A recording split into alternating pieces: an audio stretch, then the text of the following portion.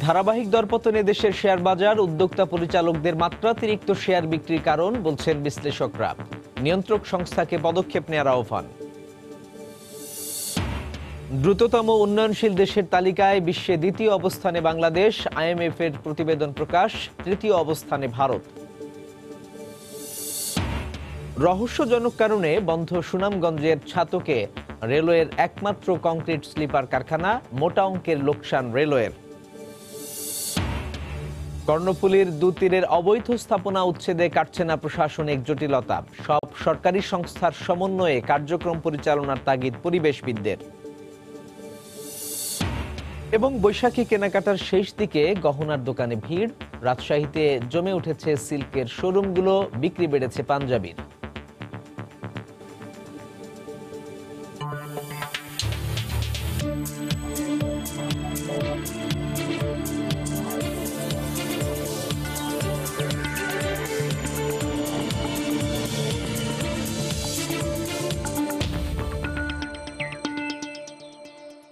দেখছিলেন শিরোনাম। আমন্ত্রণ জানাচ্ছি দেশ ও দেশের বাইরের অর্থ বাণিজ্যের নানা খবর নিয়ে আমাদের নিয়মিত আয়োজন এই সময়ের বাণিজ্যে। আপনাদের সঙ্গে আছি সাজিদ রাজু। দর্শক, অর্থ বাণিজ্যের খবরে যাবার আগে দেখে নেব জাতীয় কিছু খবর। বিদেশে নেয়ার উদ্যোগ, মেডিকেল বোর্ডের নিরন্তর চেষ্টা, কোনো কিছুই বাঁচাতে পারল না জীবনযুদ্ধে হার না মানা নুসরাত জাহান রাফিকে। ফেনীতে আগুন হামলার শিকার মাদ্রাসা ছাত্রী নুসরাত গত রাতে ঢাকা মেডিকেলের বার্ন ইউনিটে চিকিৎসাধীন অবস্থায় মারা গেছেন। এর আগে 3 দিন লাইফ সাপোর্টে ছিলেন তিনি। যৌন নির্যাতনের প্রতিবাদ করায় গত শনিবার ফেনীতে পরীক্ষা কেন্দ্রে হাত পা বেঁধে আগুন দেয়া হয় রাফির শরীরে। তার মৃত্যুতে শোক জানিয়েছেন প্রধানমন্ত্রী শেখ হাসিনা। মৃত্যুর সাথে 5 দিন পাঞ্জা লড়ে হেরে গেলেন ফেনীর সোনাগাজীর অগ্নিদগ্ধ নুসরাত জাহান রাফি। জীবনযুদ্ধে হেরে গেলেও সমাজের অন্যায় ও অসঙ্গতির বিরুদ্ধে তার প্রতিবাদী কণ্ঠস্বর তাকে বাঁচিয়ে রাখবে দীর্ঘকাল। আপনাদের নজরে যেটা হয় সর্বোচ্চ বিচার।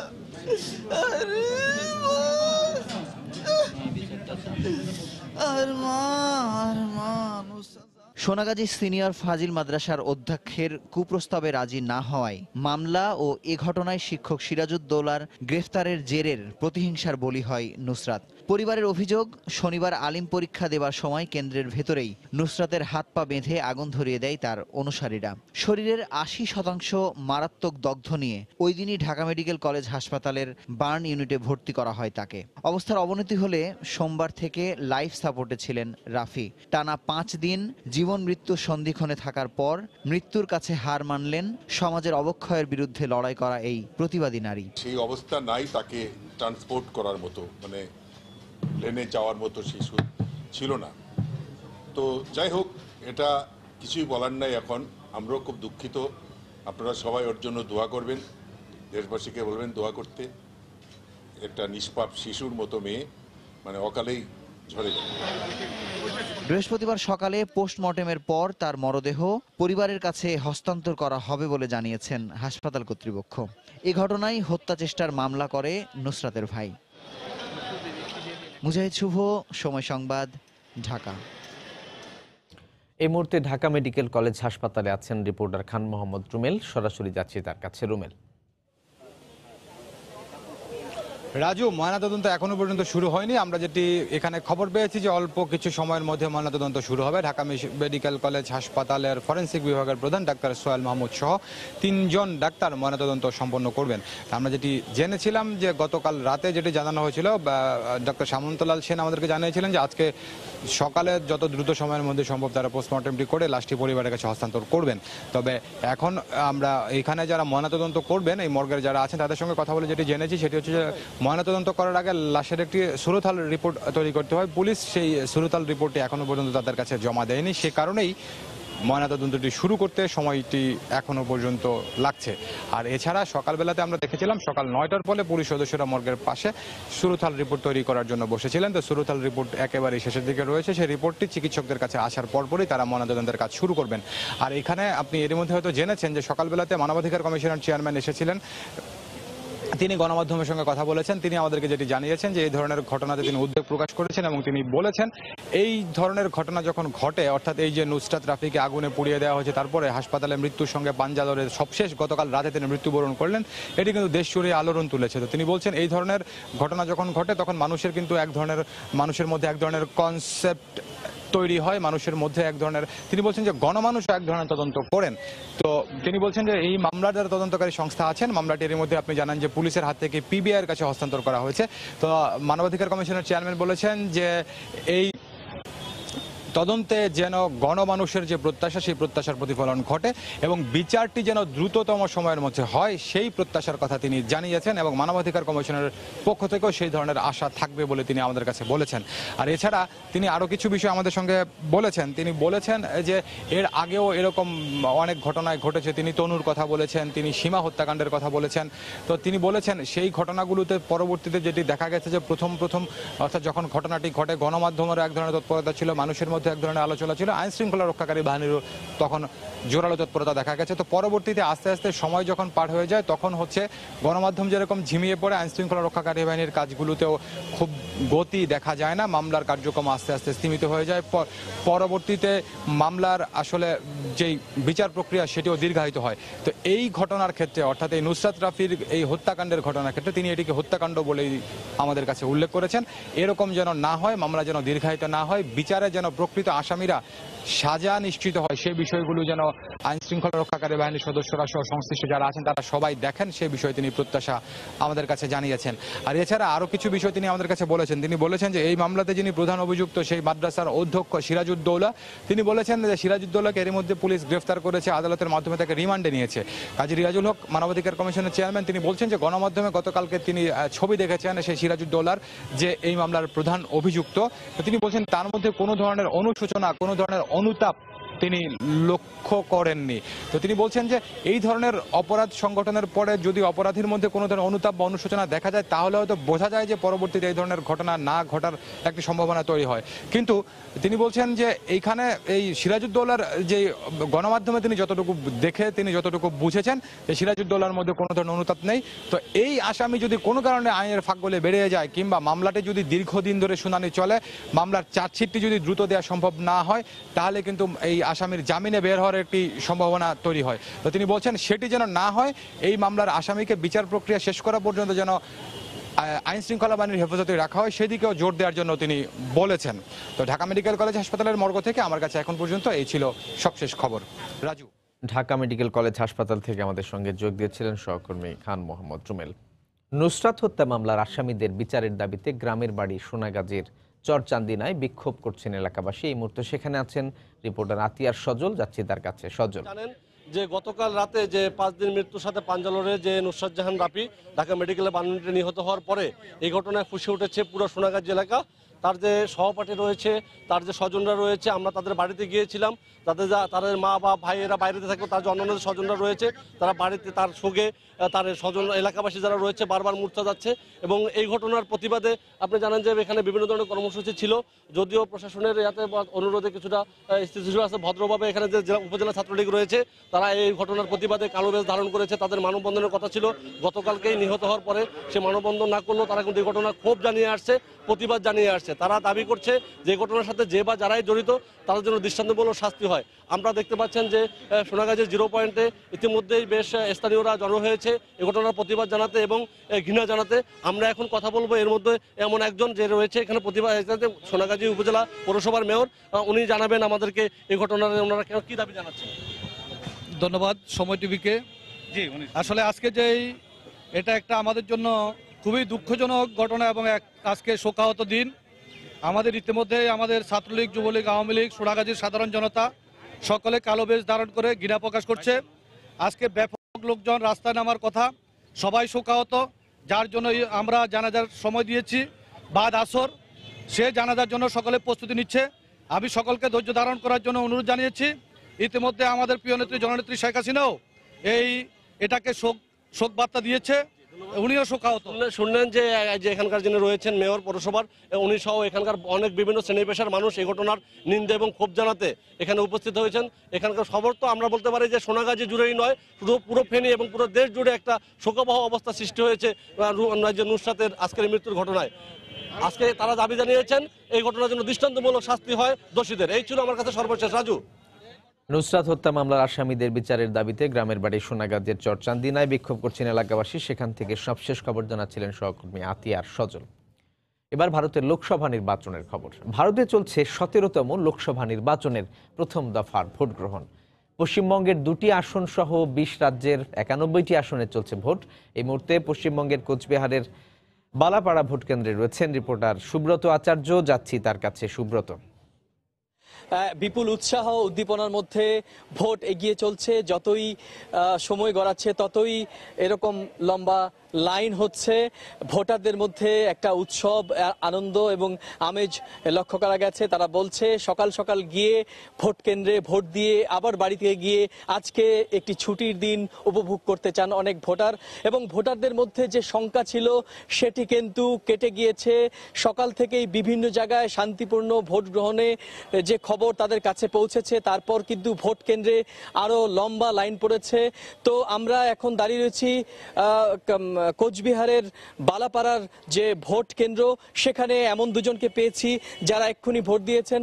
তাদের কাছ থেকে আমরা জেনে নেব যে আসলে এই যে উৎসব মুখর পরিবেশে যে ভোট দিয়েছেন আসলে তাদের অভিজ্ঞতার কথা।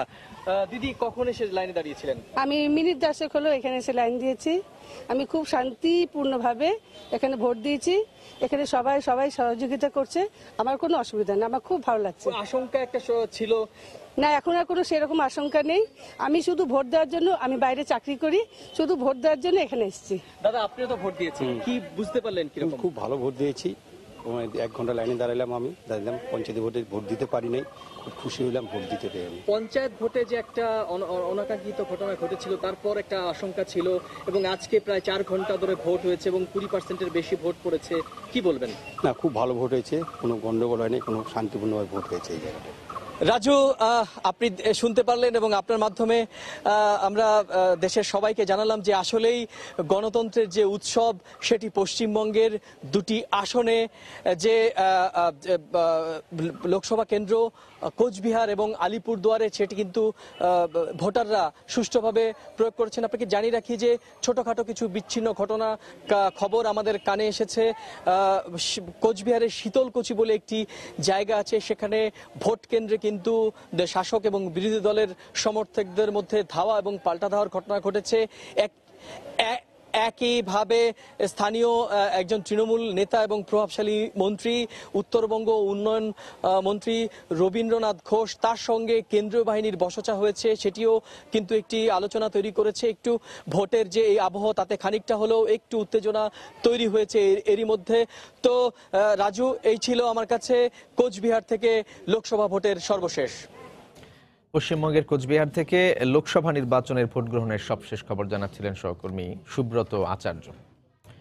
এবার বাণিজ্য সংবাদ। আবারও ধারাবাহিক দরপতনে দেশের শেয়ার বাজার। সূচক কমার পাশাপাশি গেল কয়েকদিন ধরেই নিম্নমুখী অধিকাংশ শেয়ারের দর। অব্যাহত এই দরপতন রোধে নিয়ন্ত্রক সংস্থাকে দ্রুত পদক্ষেপ নেওয়ার আহ্বান সাধারণ বিনিয়োগকারীদের। তবে নিয়ন্ত্রক সংস্থা বিএসইসির বিভিন্ন উদ্যোগে বাজার খুব দ্রুত ঘুরে দাঁড়াবে বলে প্রত্যাশা ব্রোকার্স অ্যাসোসিয়েশনের। বিস্তারিত ইমতিয়াজ আহমেদের রিপোর্টে। গেল কয়েকদিন ধরেই ধারাবাহিক দরপতনের মুখে দেশের শেয়ার বাজার। শেষ 4 কার্যদিবসে 198 পয়েন্ট হারিয়েছে ডিএসসির প্রধান সূচক, কমেছে লেনদেনের টাকার পরিমাণও। তাই আবারও বিক্ষোভ সাধারণ বিনিয়োগকারীদের। সূচকের টানা পতনে তৃতীয় দিনের মতো রাস্তায় নামে অনেক বিনিয়োগকারী। ধারাবাহিক দরপতন থেকে শেয়ার বাজার রক্ষায় সরকারের উচ্চ পর্যায়ের হস্তক্ষেপের দাবি তাদের। আইপিও বাণিজ্য বন্ধ করতে হবে, প্লেসমেন্ট বন্ধ করতে হবে। গত 3 মাস ধরে পুরো শেয়ার বাজার ধ্বংস করে দিয়েছে ভাই। মাল্টিন্যাশনাল কোম্পানি এই 5 কোম্পানিরা তো মার্কেট ভালো করতে পারবে না রে ভাই। এসইসির অনেক দুর্বলতা আছে শেয়ার বাজার পরিচালনার জন্য। বিশ্বের অন্যান্য দেশ যেভাবে পরিচালনা করে বাংলাদেশে অনেক ঘাটতি রয়েছে। উদ্যোক্তা পরিচালকদের ব্যাপক হারে শেয়ার বিক্রি এমন দরপতনের মূল কারণ বলে মনে করেন বিশ্লেষকরা। কিছু স্পন্সর্স, উদ্যোক্তা নিজের লক্ষ লক্ষ শেয়ার বিক্রি করছে, তারা তো সেই টাকা মার্কেটে আর রিইনভেস্ট করে না, এটা তাদের পার্সোনাল টাকা হয়ে গেছে। কিছু কিছু কোম্পানি কোনো ইনকাম নাই, তারা বোনাস শেয়ার ইস্যু করতেছে। They are increase the supply of the stock. উপায় হচ্ছে আপনি জাঙ্ক স্টকের লিস্টিংয়ে দিবেন না। শেয়ার বাজারের এর দরপতন সাময়িক উল্লেখ করে ডিএসসি ব্রোকারেজ অ্যাসোসিয়েশন মনে করে দ্রুতই বাজার তার স্বাভাবিক রূপ ফিরে পাবে। কারণ যারা ইনভেস্টার বেশিরভাগ ক্ষেত্রেই দেখা যায় যে ইন্ডেক্সটাকে ফলো করে, ইন্ডেক্স কমে গেলে তারা বিক্রি করা শুরু করে, প্যানিক হয়। এগুলো একটা কারণ আছে আর কি আপনার এই বাজার পতনের, ইদানিংকালের যে পতন। এখন যে মানে যেটা কমতেছে এটা একটু অস্বাভাবিকই। যে পরিমাণ টাকা বাজারে ঢুকতেছে তার চেয়ে স্ক্রিপ্ট বেশি আসতেছে, সেইটাও একটা কারণ। বুধবার দিন শেষে ডিএসসির এক্স ইন্ডেক্স 57 পয়েন্ট হারিয়ে অবস্থান করে 5261 পয়েন্টে এবং লেনদেন হয় 274 কোটি টাকার শেয়ার। ইমতিয়াজ আহমেদ, সময় সংবাদ, ঢাকা। দ্রুততম উন্নয়নশীল দেশের তালিকায় বিশ্বে বাংলাদেশের অবস্থান দ্বিতীয়।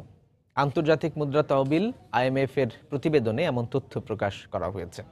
মঙ্গলবার প্রকাশিত তথ্যে দেখা যায় বাংলাদেশে কাঙ্ক্ষিত প্রবৃদ্ধি 7.3%। তালিকার তৃতীয় অবস্থানে রয়েছে ভারত। কাঙ্ক্ষিত প্রবৃদ্ধি 7.8% নিয়ে প্রথম স্থানে আছে রুয়ান্ডা। এর আগে ওয়ার্ল্ড ব্যাংকের তথ্যে বাংলাদেশের প্রবৃদ্ধি 7.3 এবং এশিয়ান ডেভেলপমেন্ট ব্যাংকের তথ্যে বাংলাদেশের প্রবৃদ্ধি 8% ধরা হয়, যা বাংলাদেশ সরকার ঘোষিত কাঙ্ক্ষিত প্রবৃদ্ধি 8.13%-এর কাছাকাছি। এছাড়া প্রতিবেদনে IMF প্রধান গীতা গোপীনাথ বলেছেন, বর্তমান বিশ্ব অর্থনীতি ভেঙে পড়ার ঝুঁকিতে রয়েছে। প্রতিবেদনে দেখানো হয় বর্তমানে বিশ্ব অর্থনৈতিক প্রবৃদ্ধি 3.3%, যা গত বছরের তুলনায় কম। কাঁচামাল প্রাপ্তির সুযোগ সুবিধা থাকার পরও রহস্যজনক কারণে বন্ধ রয়েছে সুনামগঞ্জের ছাতকে রেলওয়ের একমাত্র কংক্রিট স্লিপার কারখানাটি। দুর্নীতি, অনিয়ম আর অব্যবস্থাপনার কারণে প্রতিষ্ঠার 30 বছরে বারবার বন্ধ হয়েছে এটি। অভিযোগ উঠেছে বেসরকারি দুটি স্লিপার কারখানাকে সুবিধা দিতে এই কারখানাটি চালু করা হচ্ছে না। নরশাদ আহমদ চৌধুরীর ক্যামেরায় বিস্তারিত জানাচ্ছেন ইকরামুল কবির। বালু, পাথর ও সিমেন্ট একই জায়গায় সহজ প্রাপ্তির কারণে 1988 সালের 27 অক্টোবর ছাতক কংক্রিট স্লিপার কারখানা স্থাপন করা হয়। তবে চালুর 30 বছরের মধ্যে একাধিকবার নানা সংকটের কারণে বন্ধ হয়েছে কারখানাটি। সবকিছু মিলে প্রতিষ্ঠার পর থেকে সমস্যায় ডুবে শেষ পর্যন্ত 1 বছর ধরে বন্ধ রয়েছে এটি।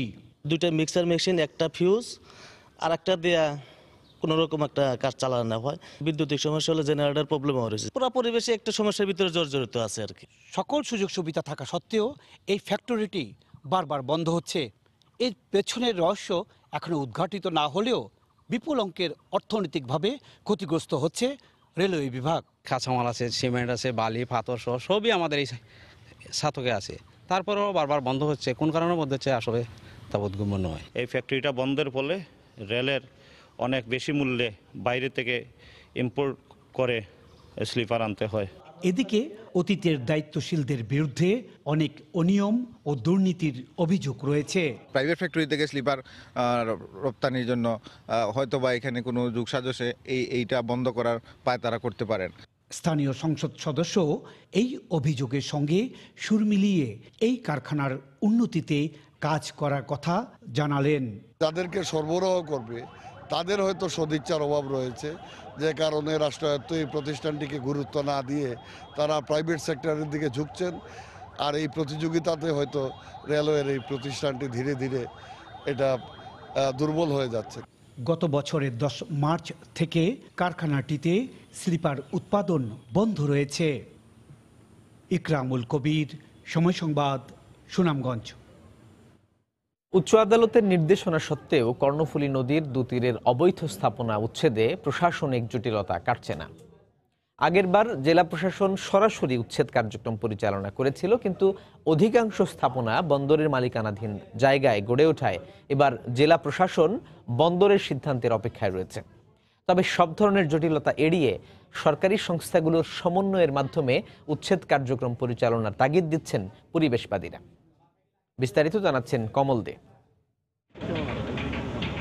বিগত 2015 সালের আরএস জরিপ অনুযায়ী কর্ণফুলী নদীর দুতীরে এখনো 1988টি অবৈধ স্থাপনা রয়ে গেছে। এর মধ্যে কাঁচাগড় যেমন রয়েছে তেমনি রয়েছে শত শত পাকা স্থাপনা। দখলে রয়েছে আরো 5টি খালের মুখ। উচ্চ আদালতের নির্দেশনা অনুযায়ী দ্বিতীয় দফায় উচ্ছেদ শুরু করতে গিয়ে দেখা দিয়েছে প্রশাসনিক জটিলতা। অবৈধ স্থাপনাগুলি একটু চিহ্নিতকরণের প্রয়োজন ছিল। পূর্বের সীমানা যে পিলারগুলো দেওয়া হয়েছিল সেগুলো পাওয়া যাচ্ছিল না খুঁজে। সুতরাং নতুন করে আবার একটু সার্ভে করে জরিপ করে আমাদের এগুলো একটু করতে হয়েছে। প্রথম দফার উচ্ছেদে বন্দরকে সম্পৃক্ত করা না হলেও এবার বন্দরকে উচ্ছেদ কার্যক্রম পরিচালনার নির্দেশ দিয়েছে উচ্চ আদালত। কিন্তু বন্দরের মালিকানাধীন জায়গায় অবৈধ স্থাপনা যেমন রয়েছে তেমনি রয়েছে বন্দর থেকে লিজ নেওয়া অসংখ্য প্রতিষ্ঠান। যদি বন্দর কর্তৃপক্ষের আওতাধীন জায়গার মধ্যে কোনো অবৈধ দখলদার থাকে সেটা চট্টগ্রাম বন্দর কর্তৃপক্ষ উচ্ছেদের ব্যবস্থা করবে, এবং ডিসি সহ অন্যান্য প্রতিষ্ঠান যদি চট্টগ্রাম বন্দর কর্তৃপক্ষের কাছে কোনো সহযোগিতা চায় সেটাও চট্টগ্রাম বন্দর কর্তৃপক্ষ প্রদান করবে। মূলত অ্যাডভোকেট মঞ্জিল মোর্শেদের দায়ের করা এক রিটের প্রেক্ষিতে উচ্চ আদালতের নির্দেশে গত 4 ফেব্রুয়ারি থেকে উচ্ছেদ অভিযান শুরু করেছিল চট্টগ্রামের জেলা প্রশাসন। হঠাৎ করে উচ্ছেদ কার্যক্রম বন্ধ হয়ে যায়, যে কারণে অ্যাডভোকেট মঞ্জিল মোর্শেদকে দ্বিতীয় দফায় উচ্চ আদালতে রিট আবেদন করতে হয়েছিল। এই অবস্থায় কর্ণফুলী নদী রক্ষায় সরকারি সবগুলি সংস্থার সমন্বয়ের কথা বলছেন এ পরিবেশবিদ। বন্দর, সিটি কর্পোরেশন, সিডিএ এবং জেলা প্রশাসন তাদের সাথে সমন্বিতভাবে তাদেরকে কাজ করতে হবে। তাদের কাজ যদি সমন্বিত না হয় তাহলে আমরা কিন্তু এই কর্ণফুলীকে বাঁচাতে পারবো না।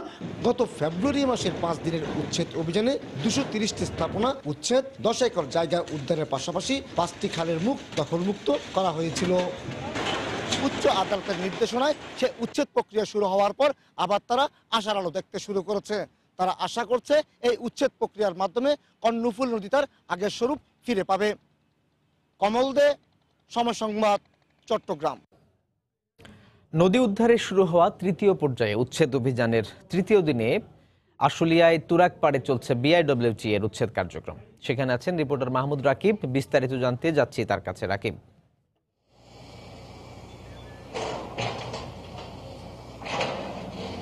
হ্যাঁ রাজু, আপনি জানেন যে মূলত আজ 27তম দিনের উচ্ছেদ অভিযান চলছে এবং আজকে উচ্ছেদ করা হচ্ছে একদম আশুলিয়ার শেষ প্রান্ত, অর্থাৎ উত্তরার ঠিক আগ মুহূর্ত বলা হয় এই জায়গাটিকে, তুরাগ নদের পাড়ে। তবে আজকে কিন্তু এই মোট উচ্ছেদের যে 27তম দিন, এখানে এসে কিছু অনিয়মের অভিযোগ উঠেছে এবং আমি একটু আপনাকে সেগুলো একদমই দেখাতে চাই সরাসরি। যেমন আমরা এখন আছি তুরাগ নদীর মাঝখানে রয়েছি, আপনি দেখছেন এই সামনে এটি তুরাগ নদী। এই তুরাগ নদীর ঠিক পাশেই একটি অনেক বড় একটি প্রকল্প করা হয়েছে। এই প্রকল্পটিকে বলা হচ্ছে বিআরটি, যে প্রকল্পটি আছে বর্তমানে সরকারের, তার অধীনে এখানে চায়নার যারা কাজ করছেন তাদের এই প্রকল্পটি। তো এই প্রকল্পটি করা হয়েছে একদম তুরাগ নদীকে ভরাট করে। আপনি দেখছেন, দেখলে আসলে খুব সাদা চোখেই দেখা যায় এটি যে কতটা ভরাট হয়েছে। তো সেই প্রকল্পটা কিন্তু শুধু যে নদীর পাড়ে করেছে তা নয়, নদীর মধ্যে কম করে হলেও 30 থেকে 40 ফুট নদীর মধ্যে কিন্তু এসে আপনি দেখছেন বিশাল বিশাল মেশিনারিজ করা হয়েছে, বড় বড় যে ক্রেন লাগানো হয়েছে। এবং এখানে মূলত এই যে চায়নারা যে কাজগুলো করছে এই বিআরটি প্রজেক্টের অধীনে এখানে সেই প্রজেক্টের কাজগুলো করা হয়। একইভাবে আমরা দেখেছি এর ঠিক আগ মুহূর্তে আরও দুটি বেসরকারি প্রতিষ্ঠান, একটি ছিল ক্রাউন সিমেন্টের রেডি মিক্সার, যেটি বলা হয় রেডি মিক্স প্ল্যান্ট। আমরা আগের দিন দেখেছিলাম একটি রেডি মিক্স প্ল্যান্ট উচ্ছেদ করা হয়েছিল। আজকে ঠিক একই জায়গায়, নদীর ঠিক একই জায়গায় ক্রাউন সিমেন্টের একটি রেডি মিক্স প্ল্যান্ট কিন্তু উচ্ছেদ না করেই বিআইডব্লিউটি চলে এসছে। তবে তারা যে বিষয়টি বলেছে যে ক্রাউন সিমেন্টের ওই রেডি মিক্স প্ল্যান্টটি বিআইডব্লিউটির অনুমোদন প্রাপ্ত, কিন্তু আমরা জানতে চেয়েছিলাম যে একই জায়গায় যেহেতু আগের দিন একটি ভাঙা হয়েছিল, ওই বরাবর আরেকটি কেন রেডিমিক্স যে প্ল্যান্ট তা ভাঙা হচ্ছে না। সেটি তারা বলেছে যে যেহেতু এটির বিআরডব্লিউটির অনুমোদন আছে সে কারণে এটি উচ্ছেদ করা হয়নি। তার আগে আমরা আরও একটি দেখেছি স্থাপনা, সেটিও একটি বেসরকারি কোম্পানির, সেটিও কিন্তু, এবং সেখানে আমরা লাল দাগ মার্ক করে দেখেছি যে লাল দাগ দেওয়া হয়েছে কোনটুকু নদীর সীমানার মধ্যে পড়েছে। তো সেই লাল দাগ থাকার পরেও কিন্তু সেটি উচ্ছেদ করা হয়নি। সেক্ষেত্রে বিআরডব্লিউটি বলেছে যে তারা তাদের যে স্থাপনাগুলো নদীর জায়গায় পড়েছে সেগুলো নিজেরাই ভেঙে ফেলা হয়েছে। যদিও আমরা গত 27 দিনে কিন্তু একদিনও দেখিনি কোনো স্থাপনাকে ভাঙার জন্য সুযোগ দেওয়া হয়েছে। তো একইভাবে ঠিক আমরা যদি একটু এপাশটাতে দেখাই, আমাদের এই বাম পাশে, সেখানে এখন দেখছেন যে এপাশেও কিন্তু এমন অসংখ্য জায়গা দখল করে করা হয়েছে বিভিন্ন স্থাপনা। তো সেগুলো এখন উচ্ছেদ কার্যক্রম চলছে। আমরা একটু সেগুলো আপনাকে দেখাতে চাই। আমরা একদম শেষ দিকে এসে যে সেই এখানে একটি বেশ বড়সড় একটি ভবন ছিল, দোতলা ভবন, সেই ভবনটি ইতিমধ্যে উচ্ছেদ করা হয়েছে। এখানে আরও বেশ কিছু, এখানে আরেকটি স্থাপনা আছে, এটিও একটি রেডিমিক্স যে প্ল্যান্ট, সেই প্ল্যান্ট সেটিও হয়তো উচ্ছেদ করা হবে, মাপযোগ করা হচ্ছে। তো সব মিলিয়ে কিন্তু আজকে এসে এই বড় বড় 3টি কোম্পানির বেশ কিছু অবৈধ স্থাপনা যেহেতু উচ্ছেদ করা হয়নি, সে কারণে কিন্তু জনমনে কিছুটা হলেও প্রশ্ন দেখা দিয়েছে। তবে বিএনডব্লিউ বলছে যেহেতু এটির সঙ্গে সরাসরি সেতু ও সড়ক পরিবহন মন্ত্রণালয় জড়িত এই প্রজেক্টের সঙ্গে, তাদের সঙ্গে কথা বলে এটি পরবর্তী উদ্যোগ নেওয়া হবে। তো আমার কাছে এখন পর্যন্ত এই ছিল সেদের সবশেষ খবর। রাজু, আশুলিয়ার তুরাগপাড়ে চলছে বিআইডব্লিউটি এর অবৈধ স্থাপনা উচ্ছেদ কার্যক্রম, সেখান থেকে জানাচ্ছিলেন সহকর্মী মাহমুদ রাকিব। বৈশাখী কেনাকাটার শেষ দিকে গহনার দোকানে বেড়েছে বিভিন্ন বয়সী নারীদের ভিড়। স্বাদ আর সাধ্য মিলিয়ে কিনছেন সাজসজ্জার নানা অনুষঙ্গ। ক্রেতাদের চাহিদা মেটাতে ব্যস্ত সময় পার করছেন দোকানিরা। একটু ভিন্ন রকম অলংকার নারীর সাজসজ্জায় নিয়ে আসে নজর কাড়া সৌন্দর্য। তাই যে কোনো উৎসবের আগে নারীর চোখ খোঁজে নতুনত্ব। দরজায় কড়া নাড়ছে পহেলা বৈশাখ। বাংলা বর্ষবরণে খাবার, পোশাক থেকে শুরু করে গহনা সবকিছুতেই থাকে বাঙালিয়ানার ছোঁয়া। তাই পোশাক কেনাকাটা শেষে নারীদের ভিড় বেড়েছে বিভিন্ন শপিং মলের সামনে কিংবা ফুটপাতে দেশীয় গহনার অস্থায়ী দোকানে। পোশাকের সাথে মিলিয়ে লাল, সবুজ সহ হরেক রঙের মিনা, চুমকি ও কুন্দন বসানো রেশমি চুড়ি দেখছেন অনেকেই। নজর কাড়ছে কৃত্রিম রুবি পান্না, আকিক ও ক্রিস্টাল পাথরের মালা।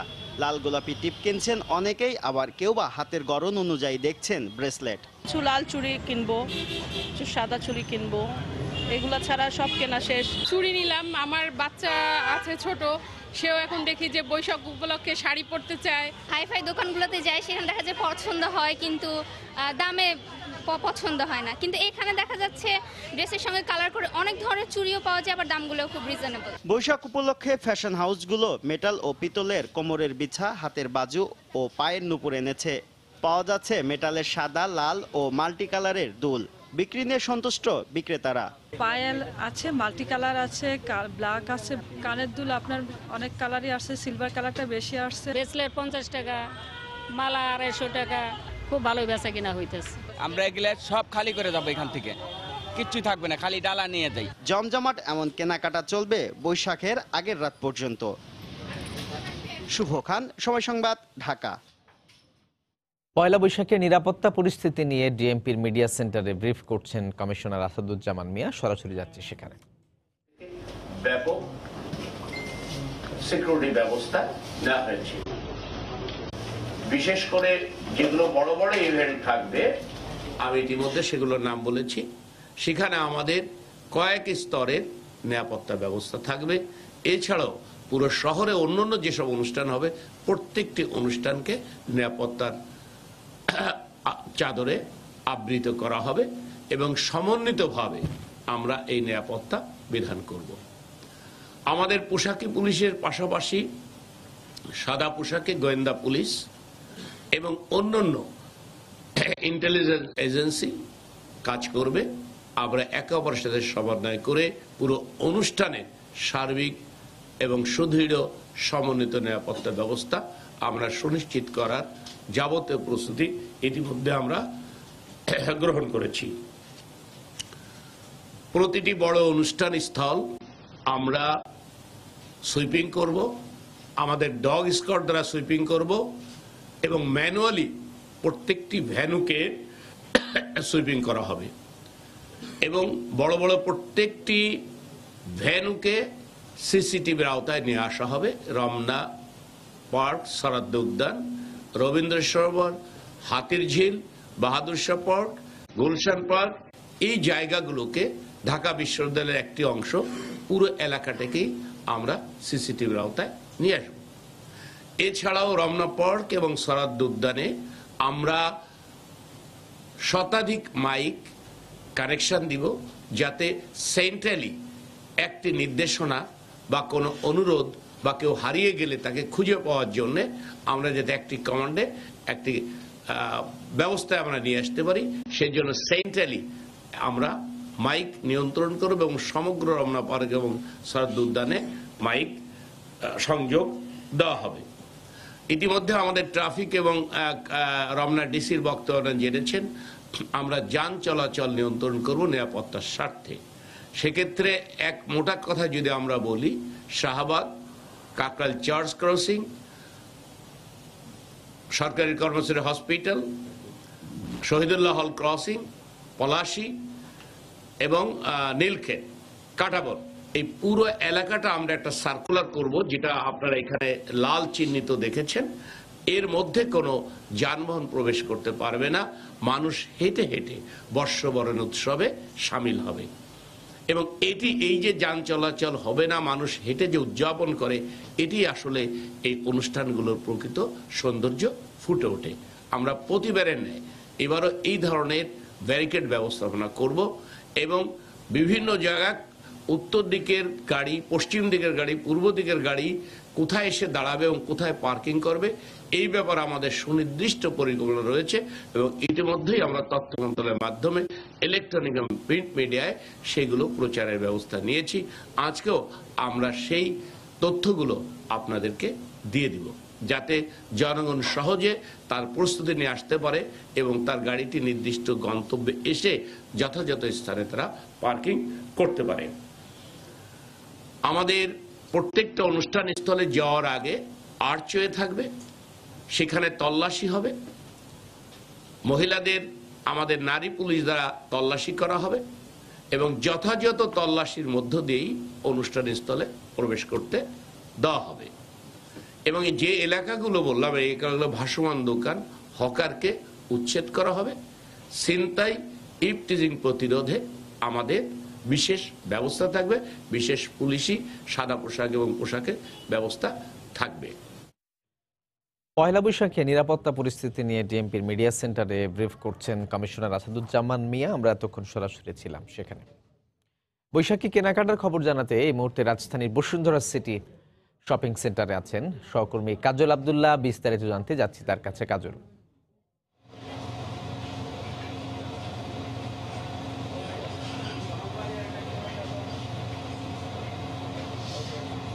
রাজু, আর কদিন পরেই কিন্তু পহেলা বৈশাখ 1426 এই বাংলা নববর্ষকে উদযাপনের জন্য কিন্তু বাঙালি যারা আছেন, যে যেখানে আছেন সেখানে কিন্তু উৎসবে মাতোয়ারার জন্য কিন্তু নানাভাবে প্রস্তুতি নিয়ে থাকেন। সেটি বিভিন্ন অনুষ্ঠানের মাধ্যমে আয়োজন হোক কিংবা নিজেকে সাজিয়ে তোলার মধ্যে দিয়ে হোক। তো সেই ধারাকে কেন্দ্র করে, সেই লক্ষ্যকে কেন্দ্র করে আমরা কিন্তু আসছি যে নিজেকে পহেলা বৈশাখে একটু রং বেরঙের পোশাক পরে কিন্তু যে বাহিরে আনন্দ উৎসবে অংশ নেয়, সেই ধারাকে সেই লক্ষ্যে কিন্তু মার্কেটগুলো রাজধানী সহ রাজধানীর যে মার্কেটগুলো সেগুলো কিন্তু এখন বর্ণিল সাজে বলা চলে যে সেজে গেছে। পোশাক নানা ডিজাইনে, নানা নকশায়কে কেন্দ্র করে যে পোশাকগুলো, সেই পোশাকের মধ্য দিয়ে। তো আমরা আছি বসুন্ধরা সিটিতে দেশি 10-এ। এখানে কিন্তু আপনি দেখতে পাচ্ছেন যে বিভিন্ন ধরনের যে পোশাক এখানে নিয়ে পশা সাজিয়ে ফেলেছেন এবং একইভাবে নানা ধরনের যে নকশা। এবং আগে কিন্তু আমরা জানতাম শুধু লাল সাদা এর মধ্যে কিন্তু সীমাবদ্ধ ছিল, কিন্তু এখন কিন্তু বৈচিত্র্য এসেছে পোশাকে, আপনি দেখতে পাচ্ছেন। এবং এই বৈচিত্র্যের মধ্যে দিয়ে কিন্তু আগামী যে উৎসব, সেই উৎসবকে আরও প্রাণবন্ত হবে এমনটি কিন্তু বলছেন এখানকার যারা অংশগ্রহণকারী তারা এবং এখানে ক্রেতা দর্শনার্থীরা। তো এই ছিল রাজ্য এখন পর্যন্ত। বৈশাখী কেনাকাটার খবর জানাচ্ছিলেন কাজল আব্দুল্লাহ। বঙ্গবন্ধু আন্তর্জাতিক সম্মেলন কেন্দ্রে বিশ্ব পানি দিবসের অনুষ্ঠানে বক্তব্য রাখছেন প্রধানমন্ত্রী শেখ হাসিনা। আমরা সরাসরি যাচ্ছি সেখানে। বেশি আমরা সেই কারণেই আমাদের একটা নদীমাতৃক দেশ বাংলাদেশ, এই দেশটাকে আমরা এমনভাবে গড়ে তুলতে চাই যে আমাদের দেশের মানুষ যেন কখনো আর দারিদ্র্যের কষাঘাতে জর্জরিত না হয়, প্রতিটি মানুষ যেন উন্নত জীবন পায়, সুন্দর জীবন পায়।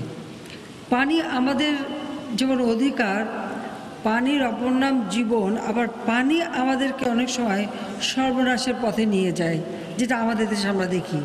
নদী ভাঙনে বহু মানুষ নিঃস্ব হয়ে যায়, ঘর বাড়ি সব কিছু শেষ হয়ে যায়। কিন্তু বাংলাদেশে একটা বদ্বীপ সৃষ্টি হয়েছে নদীবাহিত পলি দিয়ে। সেই দেশটিকে মানুষের জীবন মান উন্নয়নের জন্য আমাদেরকে যথেষ্টভাবে পদক্ষেপ নিতে হবে, যাতে এই পানি যেন আমাদের আশীর্বাদ হিসেবেই সামনে আসে। সেই সাথে সাথে যেহেতু পানি পান করা এটা জীবনকে বেঁচে থাকার জন্য প্রয়োজন, সেই সুপেয় পানির ব্যবস্থা এটাও আমাদের করতে হবে। সেদিকে লক্ষ্য রেখেই আমাদের সকল পরিকল্পনা আমরা গ্রহণ করছি। একদিকে যেন সাধারণ মানুষের জন্য সুপেয় পানি ব্যবস্থা, অপরদিকে নদী ভাঙনের ফলে আমাদের যে ক্ষতিগ্রস্ত হচ্ছে সেক্ষেত্রে আমাদের ভূখণ্ডকে রক্ষা করা। জাতির স্বাধীনতার পরপরে আপনারা জানেন যে 1972 সালে তিনি যৌথ নদী কমিশন করেছিলেন। কারণ আমাদের নদীগুলি সবই কিন্তু এসছে হিমালয় পর্বত থেকে এবং বেশিরভাগই ভারতের ভিতর থেকে আসে। এই নদীর স্রোতধারা যাতে অব্যাহত থাকে, পানি প্রাপ্তি যেন নিশ্চিত হয়, আর এই যৌথ নদী কমিশনের মাধ্যমে নদীতে আমাদের যে অধিকার বা নদীর পানিতে আমাদের যে অধিকার সেটা সুনিশ্চিত করবার জন্যই কিন্তু তিনি এই পদক্ষেপটা নিয়েছিলেন এবং আলাপ আলোচনাও চলছিল। গঙ্গা পানি ন্যায্য হিস্সা নিয়ে জাতির পিতার আমলেই একটি চুক্তিও হয়েছিল। ঠিক পরবর্তীতে আর যেটা নিয়ে তেমন কোনো কাজ হয়নি।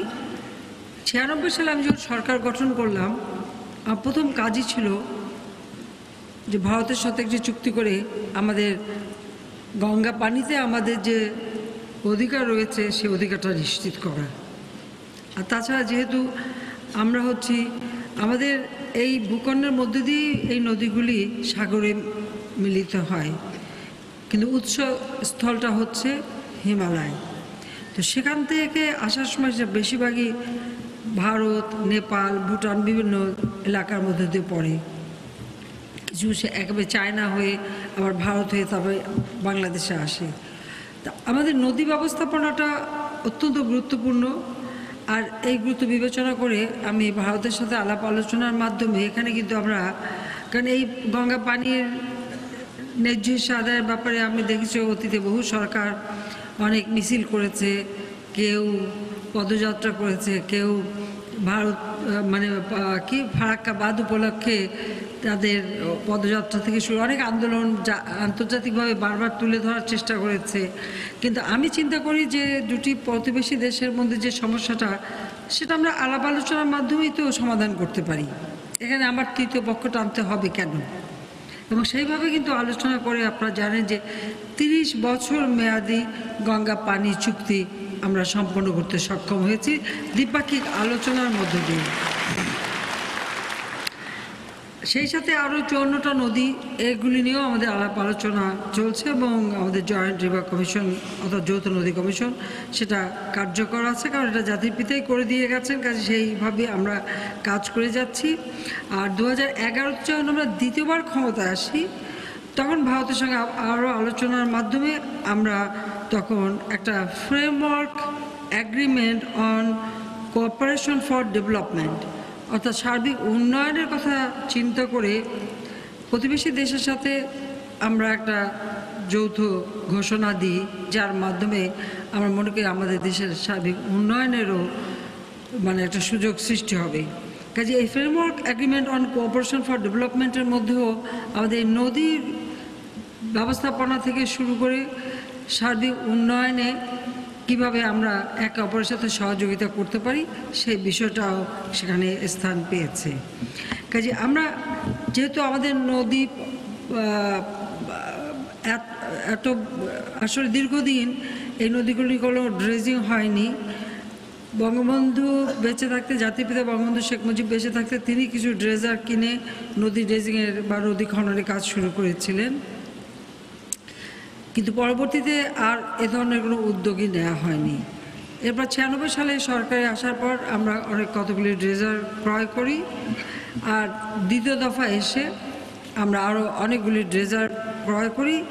কারণ হচ্ছে যে আমাদের যেহেতু সমস্ত পলিটা চলে আসে আর উপর দিকে আপার স্ট্রিমে যেখানে এখন নানা ধরনের ডেভেলপমেন্ট কাজও হচ্ছে বা বন কাটা হচ্ছে, পলির পরিমাণও বাড়ছে, কিন্তু এই পলিটা আমরা যেমন একদিকে আমাদের নিজেদের উন্নয়নের কাজেও লাগাতে পারি, আবার সাথে সাথে এই পলিটাই আবার আমাদের জন্য সমস্যার সৃষ্টি করে যে আমাদের নদীগুলি ভরাট হয়ে যায় এবং যার ফলে ভাঙনও বেশি দেখা দেয়, আমাদের ক্ষতিও হয়। তো আমার কথাটা হচ্ছে যেটা আমাকে সমস্যার সৃষ্টি করে সেটাকে আমি আশীর্বাদে রূপান্তর করব কিভাবে। তো সেই আশীর্বাদে রূপান্তর করবার জন্য সবচেয়ে বেশি দরকার যে আমাদের নদীগুলি নিয়মিত ড্রেজিং করে খনন করে নদীর গতিপথটাকে সঠিকভাবে রাখা, সেই সাথে সাথে পানি ধারণ ক্ষমতাটা বাড়ানো। নদীতে যত বেশি আমি পানি ধারণ ক্ষমতা বাড়াতে পারবো, আমি বর্ষাকালে আমার পানি প্রচুর আসে আর বর্ষার পানিটা গড়িয়ে চলে যাচ্ছে সাগরে, কিন্তু যখন আমাদের শুকনো মৌসুম তখন তো আসলে পানি থাকে না। কাজে সেইখানে রবীন্দ্রনাথের সে কবিতাই তো আছে, আমাদের ছোট নদী চলে বাঁকে বাঁকে, বৈশাখ মাসে তার হাঁটু জল থাকে। কাজে বৈশাখ মাসে হাঁটু জলই থাকে। তো আসলে এই চৈত্র বৈশাখ মাস আসলেই যে পানি শুকিয়ে যায় তা তো ঠিক, কিন্তু আমাদেরকে কিছু পদক্ষেপ নিতে হবে যেন আমরা এই লিন পিরিয়ড অর্থাৎ যখন শুকনো মৌসুম তখনও যেন আমাদের নদীতে পর্যাপ্ত পানি থাকে। পাশাপাশি আমাদের হাওর, বাওর, বিল এলাকাগুলি, এই হাওর, বাওর, বিল মূলত এটা হচ্ছে জলাধার। এই বর্ষায় যে অতিরিক্ত পানিটা আসে এই পানিটা কিন্তু এই জলাধারে সঞ্চিত হয় এবং সারা বছর এখান থেকে পানিটা নেমে যেতে থাকে নদীতে। কিন্তু আমাদের দুর্ভাগ্য হলো যে এখন আমরা অধিক ফসল ফলানোর চিন্তা বা নানা চিন্তা করে অনেক সময় এই জলাধারগুলি চারিদিকে বাঁধটা দিয়ে এমন একটা অবস্থার সৃষ্টি করি যে একসময় জলাধারগুলি নষ্ট হয়ে যায়। আর যেহেতু বর্ষাকালে প্রচুর পানি আসে, পানি নামার জায়গাটা পায় না, যার জন্য ভাঙনেরও সৃষ্টি অনেক বেশি হয়। আমরা যখন কোনো ব্রিজ তৈরি করি তখন সবসময় একটা প্রবণতা থাকে যে নদী শাসন করে ব্রিজটা যাতে ছোট হয়, নদীকে ছোট করে ফেলা হয়। এই মতের সাথে আমি সম্পূর্ণ ভিন্নতা প্রকাশ করে এই কারণে আমি মনে করি আমার নদীকে কখনো ছোট করা উচিত না। স্বাভাবিকভাবে নদীর যে গতি, সে গতিটা যাতে অব্যাহত থাকে, আর সেই সাথে সাথে বর্ষাকালে যখন বেশি পানি আসবে তখন পানি যেন ধারণ করতে পারে তার জন্য জায়গা অর্থাৎ বাফার জোন রাখতে হবে। তারপরেই কিন্তু আমাদের যে কোনো পরিকল্পনা নেওয়া উচিত। নদীকে শুধু বেঁধে ফেলি যদি আমি, নদী বাঁধ মানে না। প্রবল বর্ষায় পানির জোয়ারটা, পানির স্রোতটা এত বেশি, যারা এই নদীতে চলাফেরা করেছেন বা দেখেছেন, বা বর্ষাকালে যদি কেউ নৌকা বা স্পিডবোটে চলে থাকেন তখন দেখবেন যে পানির গতি এবং এই স্রোত কত শক্তিশালী হয়। আর তাছাড়া যখন প্রাকৃতিক দুর্যোগ হয়, সুনামি আপনারা দেখেছেন, সিডর আপনারা দেখেছেন, এবং বিভিন্ন সময় প্রাকৃতিক দুর্যোগে পানির তরে সব ভেসে যায়, যে যত বড় বিল্ডিং বা যাই হোক না কেন কিছুই রাখে না। দেশীয় শিল্প সুরক্ষায় এবারের বাজেটে আমদানি শুল্ক হার ও অগ্রিম আয়কর ঢেলে সাজানো হবে। সেই সাথে সব ধরনের ব্যবসাকে ভ্যাটের আওতাভুক্ত করা হবে। সেগুনবাগিচায় এনবিআর সম্মেলন কক্ষে আয়োজিত প্রাক বাজেট আলোচনায় একথা বলেন জাতীয় রাজস্ব বোর্ডের চেয়ারম্যান মোশাররফ হোসেন ভূঁইয়া। ভ্যাটের হার সহনীয় রাখার আশ্বাস দিয়ে তিনি বলেন, সব প্রতিষ্ঠানকে ভ্যাটের নিবন্ধন নিতে হবে। বন্ড সুবিধার অপব্যবহারকারীদের চিহ্নিত করা হচ্ছে জানিয়ে এনবিআর চেয়ারম্যান বলেন, আগামীতে বন্ড সুবিধা শর্ত সাপেক্ষে দেয়া হবে।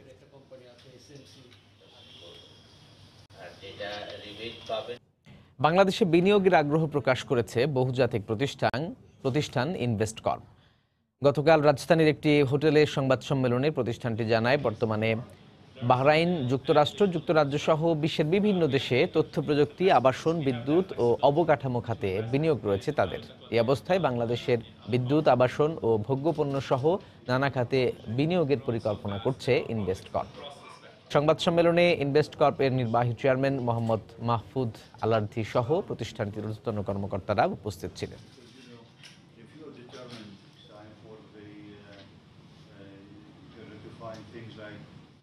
এই সময় বাণিজ্যের শীর্ষ সংবাদ জানিয়ে দিচ্ছি আরো একবার। নদী রক্ষায় কাজ করছে সরকার, খনন করে পানির প্রবাহ স্বাভাবিক রাখা হবে, বিশ্ব পানি দিবসের অনুষ্ঠানে প্রধানমন্ত্রী।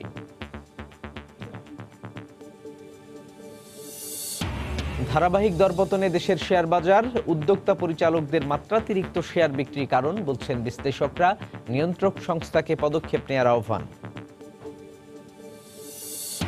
এবং বৈশাখী কেনাকাটার শেষ দিকে গহনার দোকানে ভিড়, রাজশাহীতে জমে উঠেছে সিল্কের শোরুমগুলো, বিক্রি বেড়েছে পাঞ্জাবির।